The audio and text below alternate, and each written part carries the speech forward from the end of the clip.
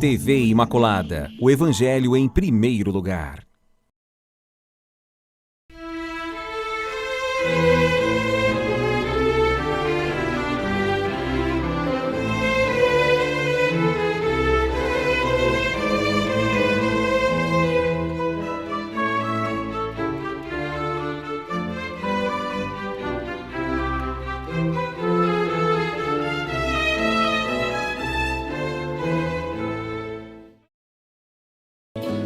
Olá para você que nos acompanha, estamos aqui de volta mais uma vez, programa Respostas, aqui pela TV Imaculada, com grande alegria neste sábado, um clima muito bom, num período bastante complicado e complexo, mas nós estamos sempre confiando, porque nós somos homens e mulheres de esperança. Ninguém de nós cai no desespero, porque a nossa fé ilumina o nosso caminho. E nós vamos cada vez mais procurar a luz, e nesse tempo, quanto mais escuro for, mais nós temos que mostrar a nossa luz. Seja luz aí na sua casa, vamos ser luz aonde nós estamos, exatamente para ajudar as pessoas a reencontrar a sua esperança, o sentido da vida e tudo aquilo que a gente está procurando para fazer o nosso caminho neste mundo. E nós estamos de volta, e como vocês sabem, talvez você está assistindo o programa hoje pela primeira vez.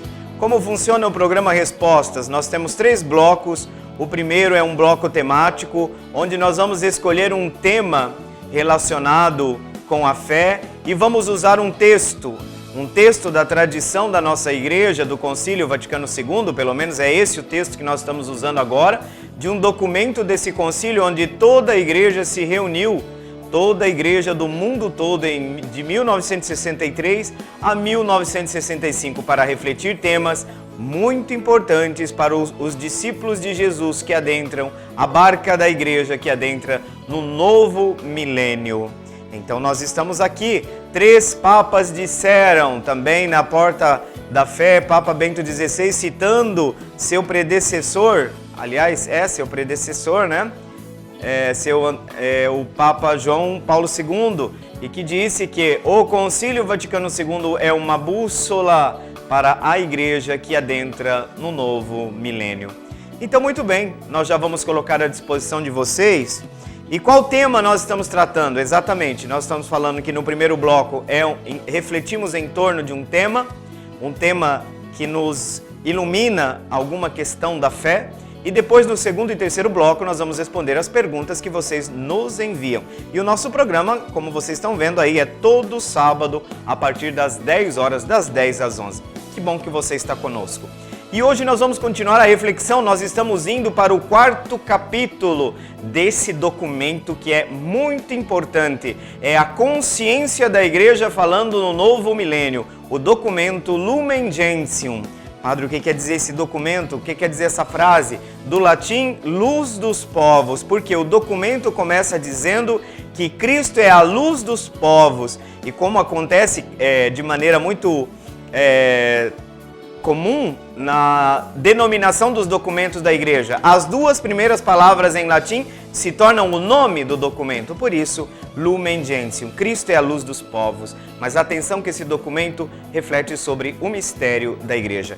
E dentro da igreja nós estamos no 4º capítulo, que fala sobre os leigos. Qual é a missão dos leigos? Qual é o seu apostolado? Se fala no Concílio Vaticano II sobre a índole secular, do latim seculum, mundo, a índole secular da missão do leigo. O altar do leigo está no mundo. E vejam que hoje nós vamos falar exatamente sobre a missão dos leigos na consagração do mundo. Vamos acompanhar a leitura. Consagração do mundo. Cristo Jesus, sumo e eterno sacerdote, querendo continuar também por meio dos leigos o seu testemunho e o seu ministério, vivifica-os com o seu Espírito e impele-os constantemente a toda obra boa e perfeita. Àqueles que une intimamente à sua vida e missão, dá-lhes também parte no seu muno sacerdotal, em ordem a exercerem um culto espiritual, para a glória de Deus e salvação dos homens. Por este motivo, os leigos, enquanto consagrados a Cristo e ungidos pelo Espírito Santo, têm uma vocação admirável e são dotados de capacidade para que o Espírito produza neles frutos sempre mais abundantes. Todas as suas obras, orações e iniciativas apostólicas, a vida familiar e conjugal, o trabalho cotidiano, o descanso do espírito e do corpo, se forem realizados no espírito, e até mesmo as contrariedades da vida, se levadas com paciência, convertem-se em sacrifícios espirituais agradáveis a Deus por Jesus Cristo, que, na celebração da Eucaristia, se oferecem piedosamente ao Pai, juntamente com a oblação do corpo do Senhor. Assim também os leigos, procedendo santamente em toda parte, como adoradores, consagram a Deus o próprio mundo. Lumen Gentium, número 34.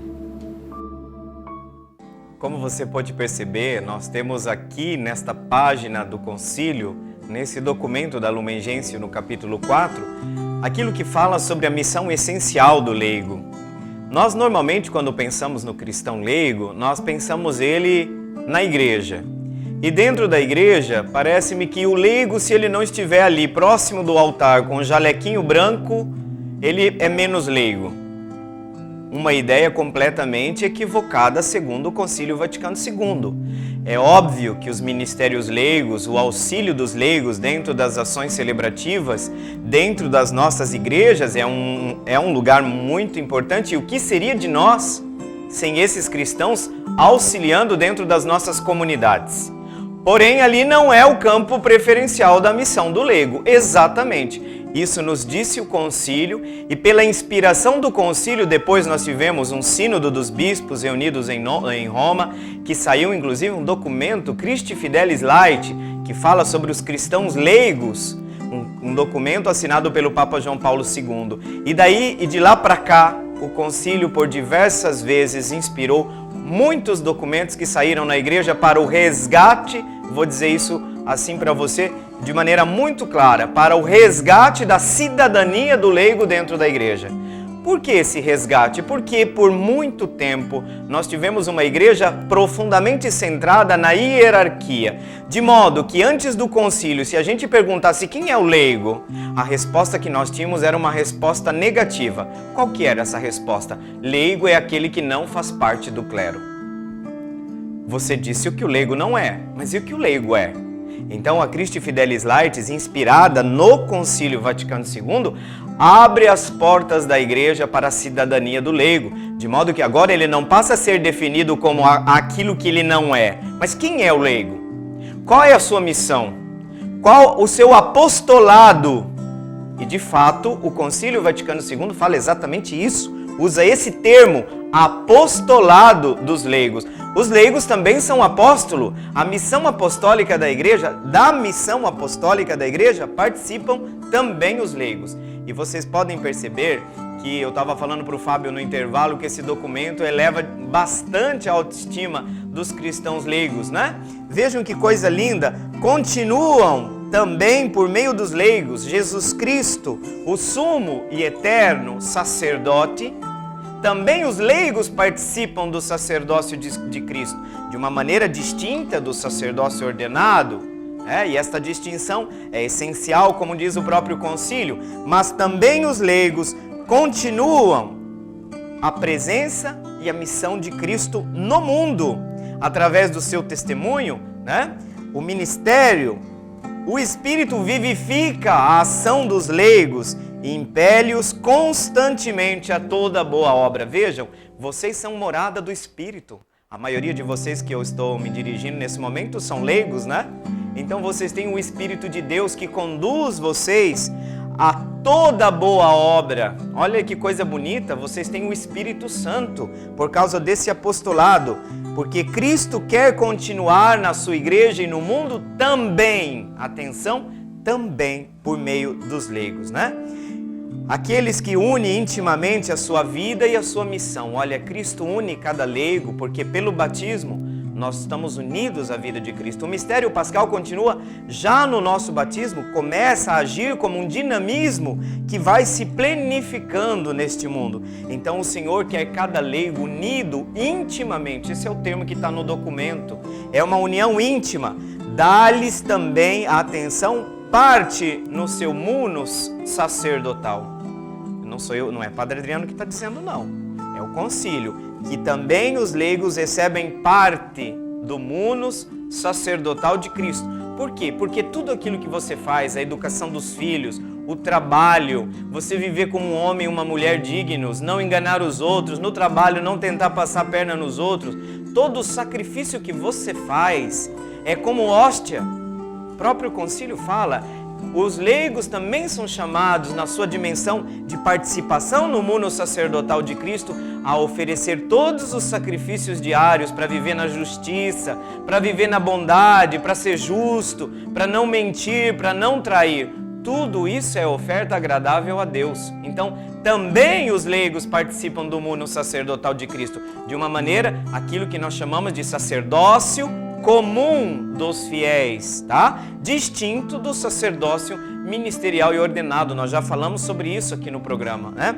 Então vejam a graça de tudo isso. Para exercerem um culto espiritual para a glória de Deus e a salvação dos homens. Ou seja, você é igreja e você tem que proclamar a glória de Deus aonde você está e a salvação dos homens.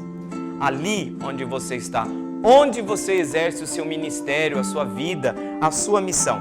Aí continua o documento. Por este motivo, os leigos, enquanto consagrados a Cristo e ungidos pelo Espírito Santo, não é só padre que é ungido, não, gente. Todos nós somos ungidos. O batismo é uma unção. Ali nós somos realmente consagrados a Deus. No dia do nosso batismo. Tanto que eu digo que o termo correto, teologicamente falando, o que nós nos consagramos? A Deus. No dia do batismo, existe essa unção, essa consagração, ungidos pelo Espírito Santo. Olha o que diz o concílio, tem uma vocação admirável e são dotados de capacidade para que o Espírito produza neles frutos sempre mais abundantes. É por isso que o Espírito age em você, para que você produza sempre mais frutos abundantes, frutos de caridade, frutos de amor, né? É toda uma igreja envolvida nesse movimento do amor de Deus. E olha, todas as suas obras, as obras do leigo, as orações, as iniciativas apostólicas, a vida familiar e conjugal, veja, nada fica fora dessa oferta a Deus. A vida familiar e conjugal, o trabalho cotidiano, o descanso do espírito e do corpo, inclusive o lazer, gente, se forem realizados no espírito, e até mesmo as contrariedades da vida, se levadas com paciência, convertem-se em sacrifícios espirituais. Que grande graça tudo isso, até aquelas adversidades que aparecem na sua vida, se você assume essas adversidades com paciência, também você vai construir o reino de Deus aqui nesse mundo, consagrando o mundo a Deus, né? Salvando a humanidade. Por isso, cristão leigo, cristã leiga, vocês são sal da terra e luz do mundo. Não se esqueçam disso, sal da terra e luz do mundo. Com essa citação bíblica, nós vamos agora para o nosso intervalo, mas não saia daí, porque hoje nós temos perguntas também muito pertinentes com relação ao tempo que nós estamos vivendo. Não saia daí que nós já voltamos.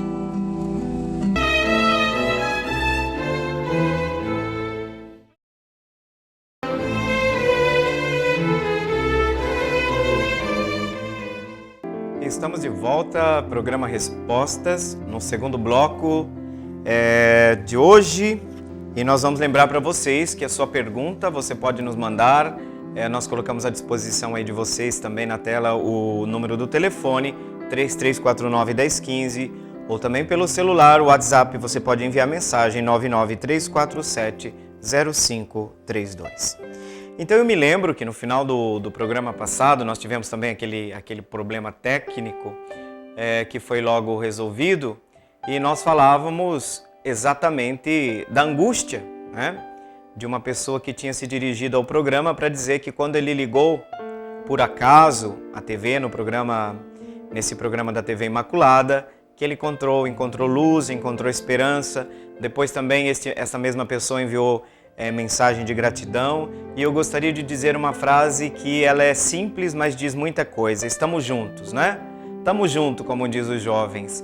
Exatamente, nós temos que nos unir, né?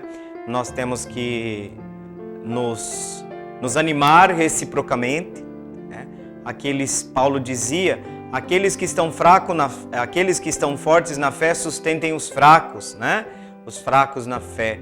E até porque cada um de nós tem que ser um suporte, né? Um suporte uns para os outros. Isso é importante. Então nós temos que aumentar muito a capacidade da escuta nesse tempo, né? Escutar, ligar para um amigo, para amiga, avisar no Facebook, olha, se alguém precisar conversar, né? As pessoas do grupo de risco que às vezes estão em casa solitárias, né?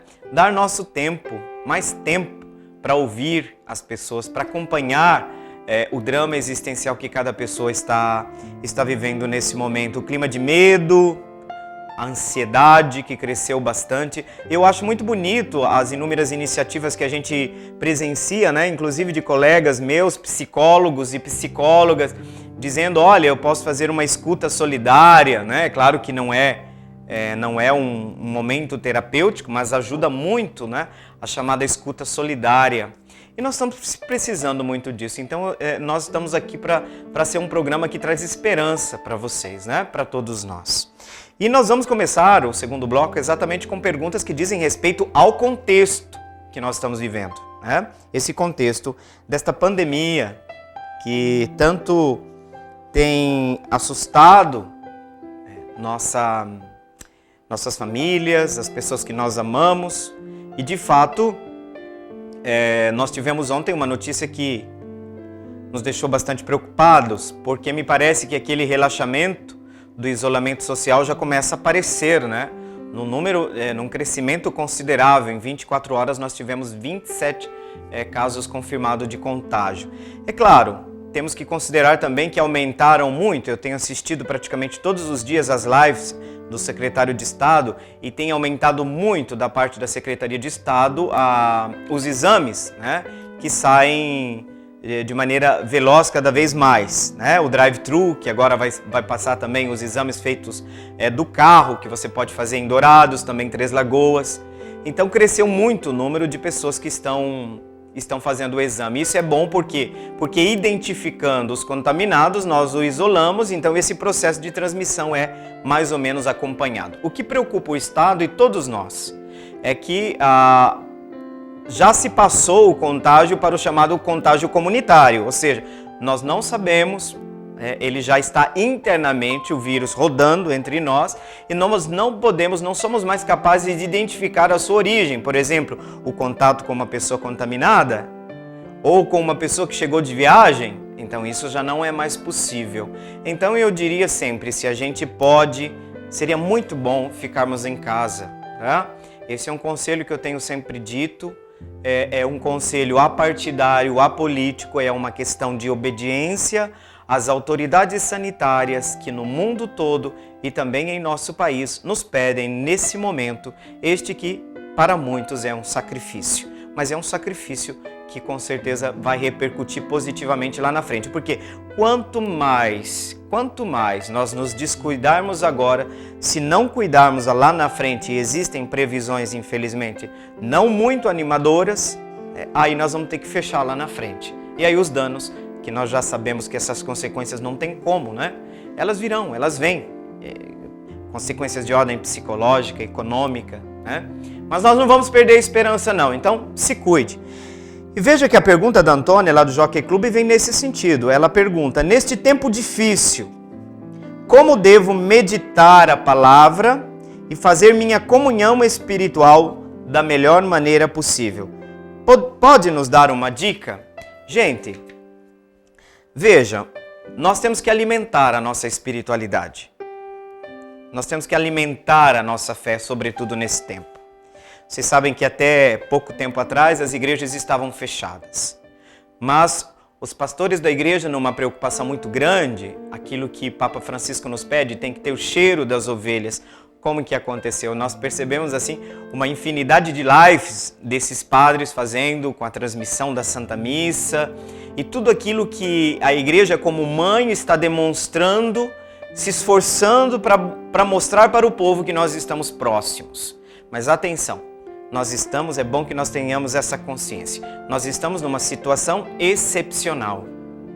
O que significa? Que numa situação excepcional, nós temos que encontrar os meios, que ainda que não sejam meios ideais, são os meios que a gente tem neste exato momento emergencial para conseguir alimentar a chama da nossa fé e da nossa esperança. Por que eu estou dizendo isso? Porque nós não podemos nos acostumar com missas virtuais. Qual é o ideal do cristão? A primeira leitura destes dias dos Atos dos Apóstolos. Os cristãos eram uma só coração e uma só alma, reunidos, unidos na fração do pão, na escuta da doutrina dos apóstolos, né? Na caridade fraterna. Então é óbvio que nós temos que ter um desejo profundo de nos reunirmos novamente em comunidade. Esse é o ideal cristão. Mas nessas condições que nós estamos vivendo, nós bem sabemos que embora os templos estejam abertos, agora pelo decreto da nossa arquidiocese, são inúmeras as exigências e que ótimo que elas existem e graças a Deus a prefeitura também está procurando fazer o seu trabalho de vigiar, né, de estar atentas, mas nós bem sabemos que os grupos de risco são proibidos de irem à missa ou de frequentarem o culto, também de você, irmão no Senhor, que é de outra denominação religiosa. Mas atenção, as pessoas que estão do grupo de risco, vai valer para elas aquilo que valia para os doentes. Já existia faz muito tempo essa lei na igreja. Como é que o cristão que não pode ir à igreja vivencia o seu dia do Senhor? Como é que ele faz isso? Assistindo piedosamente, participando da Eucaristia na sua casa, também está liberado do preceito de ir participar da Santa Missa aqueles que acompanham. Então, num domingo, se você tem uma pessoa que precisa dos seus cuidados, você também está dispensado. Sim, isso é a igreja que diz, não sou eu. Então, é um momento de solidariedade, de caridade, porque a caridade é a mãe de todas as virtudes. A caridade é a rainha de todas as virtudes. Então, Antônia, graças a Deus, o nosso povo tem respondido de maneira muito acolhedora a essa situação excepcional, de modo que o número de acessos, eu participo e eu colaboro lá, eu sirvo lá no Santuário Nossa Senhora da Abadia, dos Altos da Afonso Pena, e também na comunidade São Domingos, que faz parte dessa mesma paróquia.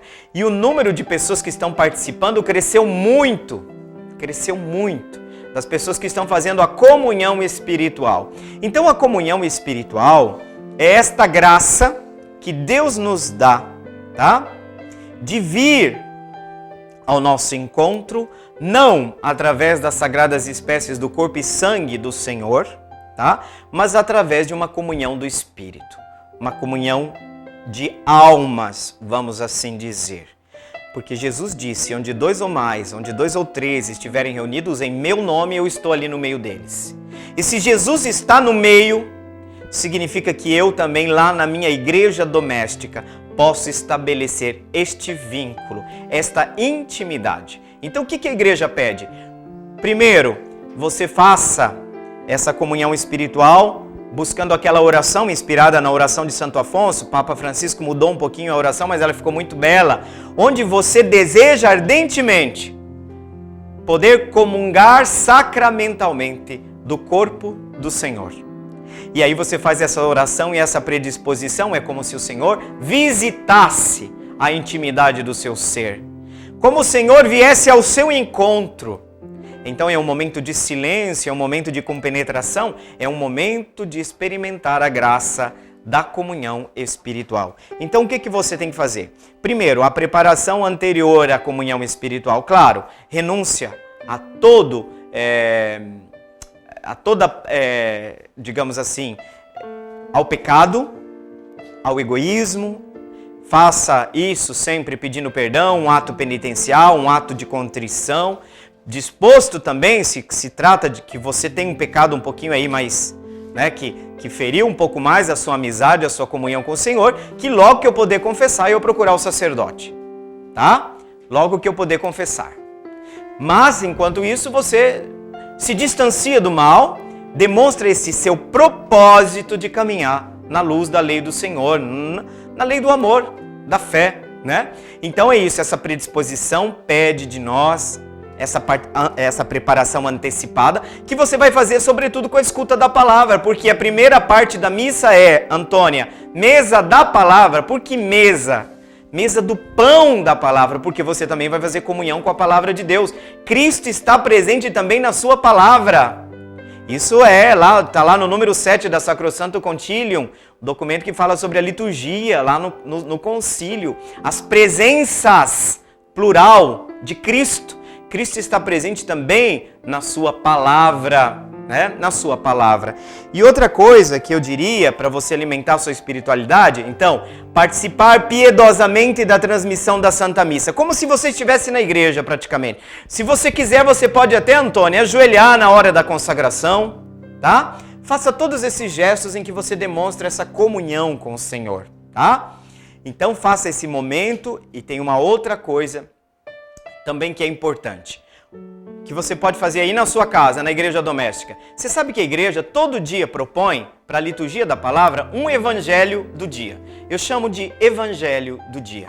O que é a palavra evangelho? Do grego, boa nova, boa notícia. O que significa? Gente, não tem coisa mais maravilhosa do que nós comungarmos, Antônia, a palavra de Deus, se você dedicar 10, 15 minutos da sua vida, do seu dia, a quê? Faz uma leitura orante do texto do Evangelho. Pode ser de manhã, eu aconselho, mas se não conseguiu de manhã, faz um outro horário do dia. O ideal que seja de manhã. Com essa pergunta você vai para o texto do Evangelho. O que Cristo está dizendo para mim hoje? Qual é a boa nova do Senhor para mim hoje? Aí você vai procurar nas redes sociais, nos aplicativos todos. Você procura lá, liturgia diária, no São Google, né? No São Google, liturgia diária. Logo vai apresentar ali o Evangelho do dia. O cristão vai se alimentar do Evangelho do dia, porque o Evangelho é o coração da Sagrada Escritura. É o coração. É Cristo que fala à sua comunidade, que fala à sua igreja, que fala a mim, que fala a você.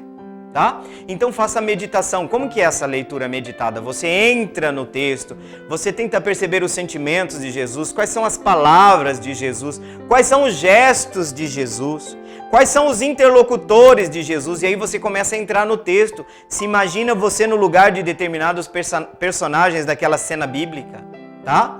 E veja que a partir daquele momento você comunga a palavra de Deus porque você quer se cristificar. Se cristificar é, a partir da luz do Evangelho, eu responder concretamente a determinadas situações da minha vida como Jesus responderia.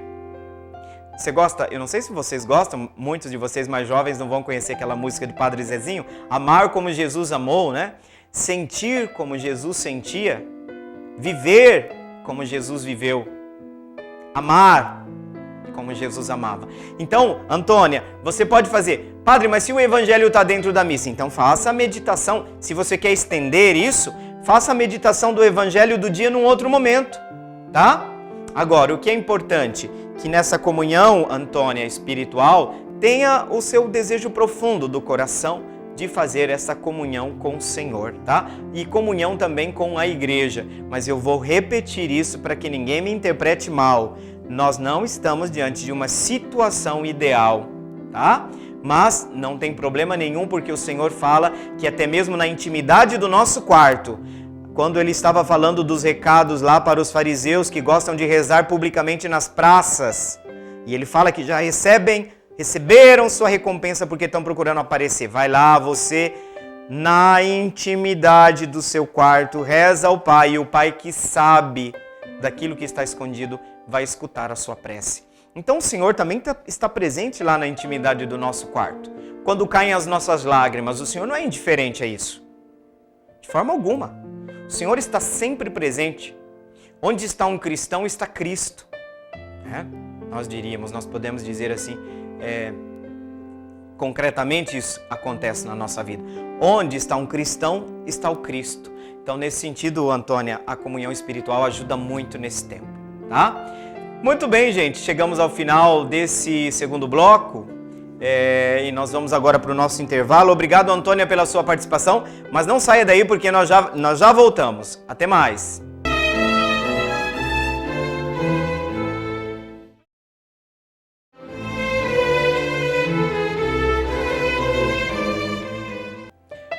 Olá, não é que nós já estamos aqui de volta?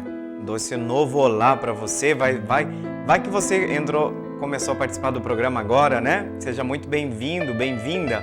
E nós estamos indo para esse terceiro e último bloco do nosso programa e vamos, nesse sentido, responder agora, fazendo uma conexão com a pergunta anterior, a pergunta da Antônia que perguntava sobre a comunhão espiritual. Eu disse que na preparação do momento da comunhão espiritual, para corresponder, para encontrar o coração aberto a esta experiência de comunhão com o Senhor, entra o tema da própria confissão, né? Que nós temos um sacramento para isso, que é um momento em que nós nos encontramos com Cristo por meio da igreja, né? Porque padre não perdoa pecado de ninguém, né? Não é padre que perdoa pecado, é Deus, através do ministério da igreja. Como a igreja toda não pode estar ali, porque no começo do cristianismo aconteciam confissões públicas, tá? Tinham confissões públicas diante do bispo, sobretudo, que é o sucessor do apóstolo, é o representante da comunidade. Não dá para todo mundo se confessar com o bispo, até porque bispo na diocese tem um. Então nós temos o representante, você recebe o perdão de Deus por intermédio da igreja. Uma pena que na nossa catequese isso não está muito claro na cabeça das pessoas. Fiz essa introdução, né? Que era para ser um pouco mais curta, mas está tudo bem. O Rodrigo, saudação Rodrigo. Rodrigo lá do bairro Santo Amaro enviou a pergunta exatamente sobre o sacramento da confissão. É uma pergunta recorrente, mas por ser importante, fico contente que essa pergunta volta para nós aqui de novo. Obrigado, Rodrigo, pela sua participação. São 3 perguntas em uma, mas eu vou parte por parte, como podemos dizer. A pergunta do Rodrigo é: de quanto em quanto tempo é correto se confessar? Rodrigo, eu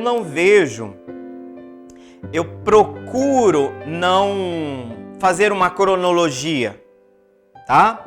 Determinar data de confissão ou períodos. Entre os mandamentos da igreja, nós temos aqueles de confessar-se, né? Pelo menos no período de preparação para a Páscoa do Senhor. Mas a gente não pode ficar com o mínimo disso, tá? Tudo isso tem que partir de uma questão. É como está o meu relacionamento com o Senhor? Como está a minha comunhão com Deus? Como está a minha vida em relação à fé que eu professo? Aí o que a gente percebe? Que constantemente o homem está caindo. O homem tem suas fragilidades, o homem, a mulher, o ser humano, que ele cai em tentação porque nós somos frágeis. Então qual é o momento, Rodrigo, de eu procurar o sacramento da confissão? Quando na minha relação com o Senhor eu percebo que nós estamos precisando nos ver de novo, eu preciso me reaproximar porque minha fé, meu amor e a minha comunhão a Deus está esfriando. Então toda vez que acontece, tá, um tempo muito distanciado entre uma confissão e outra, pode ser que nós tenhamos aquela tendência um pouco a esfriar a minha vida de fé, a diminuir aquela chama da fé que me anima a amar o Senhor e a amar os irmãos. Então, quando eu percebo, sobretudo, eu comparo com uma amizade. Você feriu a amizade do amigo, o amigo está se afastando, você traiu a amizade, essa amizade está comprometida. É hora de você procurar o amigo. É hora de você procurar a igreja, porque você precisa restabelecer a ponte entre você e o amado, que é Jesus, que é Deus, que é a fé, que é a comunidade, que são os irmãos. Então qual é a hora de confessar? Eu acho que o nosso coração tem que fazer assim, ó. Opa, eu estou me afastando demais do Senhor, essa atitude na minha vida não está correspondendo, está ferindo, está me afastando, está esfriando a minha relação com Deus. Tudo está centrado na dinâmica relacional com Deus e não minha com o pecado. Porque o pecado é isso, rompimento, racha, afasta, esfria o amor. O pecado esfria a chama do amor. Então, a hora que você começa a esfriar, Rodrigo, bora procurar a confissão, tenho que me reconciliar com o Senhor. E esse sacramento tem vários nomes, confissão é uma delas. Eu falo confissão quando eu me centro naquele momento em que o penitente se acusa, confessa diante da igreja. Eu gosto de falar, gente, mais do que diante do padre, eu confessa diante da igreja, que está representada pelo padre, porque a gente tirou o sacramento da confissão da dimensão comunitária e eclesial. Para com isso. Nós temos que rever essa teologia do sacramento da confissão urgentemente. Você confessa para a igreja, que é mediação do perdão de Deus. Porque é Deus que perdoa, hein? Se vocês achar em algum lugar aí que nós falamos que não é Deus que perdoa, pode trazer para mim. É Deus quem perdoa, né? E nós, na dinâmica horizontal das relações, porque o amor a Deus e o amor ao próximo são duas faces de uma única moeda, eu também perdoo o perdão recebido e eu me torno horizontalmente com os meus irmãos, eu faço aquilo que Deus fez comigo. Deus me perdoou, eu vou perdoar o irmão que me feriu. Eu sei que eu estou levando minha oferta para o altar, eu sei que a minha relação de comunhão com a comunidade, com os irmãos não está boa. Deixa a oferta. Vai primeiro reconciliar-te com teu irmão. Então, eu gosto mais do termo sacramento da reconciliação, porque é o fruto mais lindo. Porque não é o centro do sacramento, não é você falar seus pecados. É a misericórdia de Deus.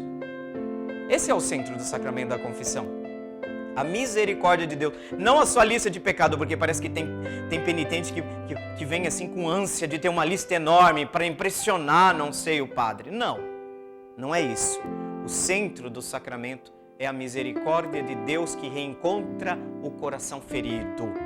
Deus ama perdoar, porque o perdão é a outra face do amor.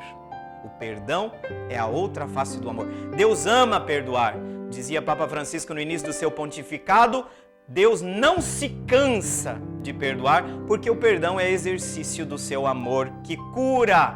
É isso, Rodrigo. Então, agora você vai, de tempos em tempos, é bom você fazer uma confissão, tá? Agora você vai ouvir de alguns padres que acham que você tem que estar no confessionário todos os dias. Eu não comungo dessa ideia, eu disse para você que nós temos que oferecer critérios, tá? Critérios. Também, depois de um certo tempo, embora eu não tenha um pecado grave, vamos na terminologia clássica, aqueles chamados pecados veniais, mas faz tempo que eu estou sempre ali, sabe? E faz tempo que eu não procuro a confissão, está na hora. Mesmo que eu não tenha cometido um pecado que tenha rompido de maneira mais drástica a minha comunhão com o Senhor. Tá bom, Rodrigo? Depois, e o que acontece quando não fazemos a penitência após a comunhão? A penitência tem uma finalidade medicinal. Você se aproximou do fogo e se queimou, você vai ter que fazer um outro caminho agora, porque se você chegar ali, você vai se queimar de novo. A penitência tem essa finalidade medicinal, que eu já tinha falado para vocês, né? Eu tinha esquecido o termo agora. Medicinal, ajudar você a criar armaduras para se defender do pecado, para não voltar ao pecado. A penitência é isso, né? Também para a satisfação, para a reconstrução. Não se fala muito hoje em dia no sacramento da confissão, mas, gente, o sacramento da confissão exige reparação. Você acabou com a vida do seu irmão, você falou mal dele para todo mundo. Ah, agora eu recebi o perdão de Deus, que lindinho, né? Que lindinho, porcaria nenhuma. Você acabou com o bom nome do seu irmão. Faz parte do processo, é um processo de reconciliação sua, procurar aquelas mesmas pessoas que você acabou com a fama do irmão e você falar o contrário, porque aquele irmão alguma qualidade deve ter. Não, mas tá muito fácil, né, Fábio? Agora eu vou lá, acabo com a vida dos outros, vou lá diante do padre. Ai, que bonitinho, que lindo. Nossa, que romântico. Gente, vocês me desculpem, eu tenho um jeito assim um pouco... Às vezes as pessoas não entendem, mas eu não gosto de hipocrisia. Nós temos, Rodrigo, que reconstruir a paz onde ela foi rompida pelo meu pecado. Nós temos que reconstruir a justiça onde ela foi desconstruída pelo meu egoísmo. Tá? Então, reparação, penitência. O que eu faço quando eu não cumpri a penitência? Na próxima confissão, se eu não conseguir realizar essa penitência, por quê? Por negligência minha, eu tenho que confessar que eu não levei a sério essa parte que é parte integrante do sacramento da confissão. Por isso que é bonito confessar-se com a igreja, porque a igreja vai dizer, meu filho, olha, agora você faz isso aqui para reconstruir essa paz que você rompeu, que você criou, que você cancelou. Então, gente, se você não conseguiu, por negligência sua, você confessa de novo. Se você não conseguiu porque não foi possível, você é o próximo confessor, você diz, olha, eu recebi tal penitência e eu gostaria, não existe a possibilidade de eu mudar porque essa penitência para mim não foi possível. Eu, por exemplo, hoje em dia não peço como penitência rezar, porque rezar não é penitência, no sentido... quando na nossa cabeça, no imaginário coletivo das pessoas, penitência é uma coisa que exige esforço. Gente, a oração tem que ser natural na nossa vida, né? Eu peço normalmente um ato de caridade, né? Eu falo assim, olha, você procure, na dinâmica do amor fraterno, fazer algum ato de caridade, né? Algum ato de misericórdia. E tem muita gente que não sabe nem o que é, ao ponto, né, de um dia eu pedi isso, de que a pessoa foi perguntar para a secretária, o padre pediu para mim fazer um ato de caridade, o que é isso? Poxa vida! O cristão não sabe o que é um ato de caridade, você vai sentir, né? Eu falo para as pessoas, às vezes tem um vizinho idoso que está precisando de uma visita, às vezes tem uma pessoa dentro da sua casa que está precisando da sua paciência, da sua escuta, exercer mais a paciência. Essas são penitências da vida, maravilhosas, porque a vida se encarrega de trazer muita penitência para a gente. Vive o amor que você vai viver se penitenciando o dia inteiro. Quem vive o amor se penitencia o dia inteiro, tá? Então vejam, quando você não pode, se não pode, Rodrigo, por negligência, você tem que confessar de novo. Se você não pode porque não foi possível, você tem que pedir para o padre uma nova, mas você tem que cumprir essa confissão, tá? Rodrigo, seria isso aí, tá bom? Maravilha. Se tiver algum problema, alguma dificuldade, você manda de novo a pergunta. Olha, não fiquei satisfeito com a pergunta. Pode mandar, eu vou lá estudar um pouquinho mais e aprofundo um pouco mais o assunto, embora... São tantas perguntas que chegam aqui que às vezes a gente não dá tempo de tratar de todas. Pergunta do Gilberto da Vila Gomes, está relacionado também com o problema da pandemia. Olha a pergunta do Gilberto, que por sinal foi sábado passado. Gilberto, chegou a hora, a sua hora. Como a fé em Deus... Pergunta bonita essa do Gilberto. Como a minha fé em Deus pode nos ajudar a passar esse momento difícil da pandemia? Gilberto, você lembra no programa passado, eu espero que você esteja nos acompanhando também hoje, que realmente uma pessoa muito angustiada nos procurou e existem inúmeras pessoas que inclusive às vezes me ligam tarde da noite ou mandam mensagem porque as pessoas estão angustiadas, né? As pessoas estão com medo, as pessoas estão ansiosas. Então é um tempo que nós precisamos nos ajudar muito, é um tempo difícil, onde, infelizmente, junto à crise de uma pandemia, que é uma crise sanitária, junta-se outras crises, né? Nós temos crise política, crise institucional, a gente está se degladiando, em vez de estarmos unidos, nós estamos nas redes sociais igual gato e cachorro, né? Então é um tempo difícil, E o que a gente faz para a fé em Deus nos ajudar? Exatamente. Tudo aquilo que eu tenho falado até agora no programa, boa parte, inclusive, das perguntas do programa passado, Gilberto, são nesse sentido. A fé em Deus tem um papel essencial. E sabe o que eu tenho percebido, Gilberto? Que muitas pessoas têm procurado a fé. sabe? Procurado suporte na fé. Até gente que estava um pouco afastada de Deus, viu?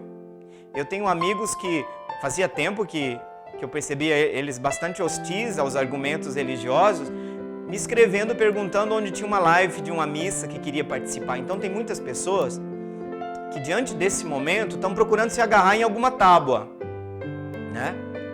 E eu acho isso importante, porque a fé é um suporte fundamental para a nossa vida, tá?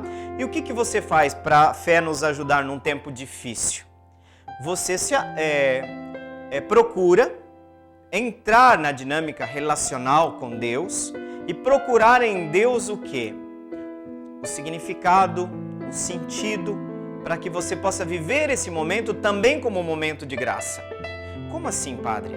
Exatamente. Quando Paulo fala sobre esperar contra toda esperança. Você já pensou, Gilberto, o que Paulo estava querendo dizer quando ele falou esperar contra toda esperança? Vou traduzir essa frase de uma maneira muito simples. Quando o tempo é mais difícil, quando as dificuldades parecem mais pesadas, é o tempo que eu preciso redobrar a minha esperança. Porque o Senhor está conosco. E esse Senhor foi até o poço da angústia, porque a morte é o máximo da profundidade da angústia, do isolamento, da solidão. Deus mesmo foi ao poço da angústia, ao poço do momento mais difícil da vida, da existência de um ser humano, que é a morte. Então o Senhor vai nos tirar da morte, o Senhor vai nos tirar desse vale da morte, como diz o Salmo 23, né? O Senhor é meu pastor. E como nós vamos isso? Agarrando-se ao Senhor, agarrando-se à nossa fé.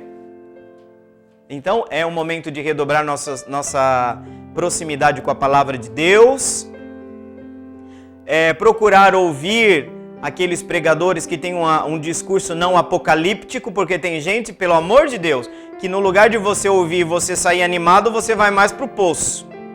Ah, é vingança de Deus, é a ira de Deus. Não sei qual é esse Deus. Eu estou falando que eu não adoro o mesmo Deus de muitos cristãos. Tá?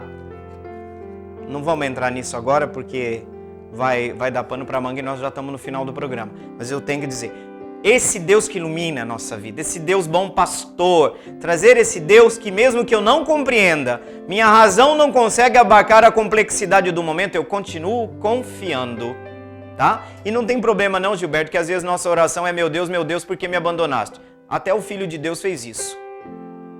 Mas ele terminou confiando, Pai, em tuas mãos eu entrego o meu espírito. Vai fazendo a entrega.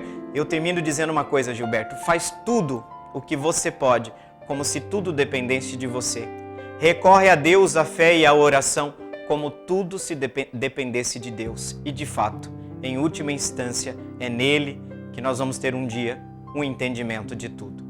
É o tempo do amor, é o tempo da criatividade, de tornar menos pesada a cruz dos nossos irmãos. Faz o que você pode e que Deus fará parte dele. Muito bem, obrigado Gilberto pela sua pergunta e nós chegamos ao final do nosso programa Respostas. Que pena, passou tão rápido hoje, né? É tão bom estar aqui com vocês, tá? Por isso que a gente fez questão de voltar, embora nós estamos tomando todas as precauções, tá? Ali tem álcool em gel, eu cheguei de máscara, nós não estamos próximos, mantendo distância de segurança entre nós, tá bom? É isso, você também se cuida. E vamos pedir a bênção de Deus por intercessão de Maria Imaculada, aquela que abriu-se inteiramente para corresponder à vontade de Deus, que desça sobre você, também sobre a sua angústia, sobre os seus medos, sobre a sua ansiedade, sobre a sua família, sobre a sua casa. A bênção de Deus Todo-Poderoso e Misericordioso, em nome do Pai, do Filho e do Espírito Santo. Amém! O programa Respostas fica por aqui. Muito obrigado pela sua presença e até o próximo sábado. Até lá!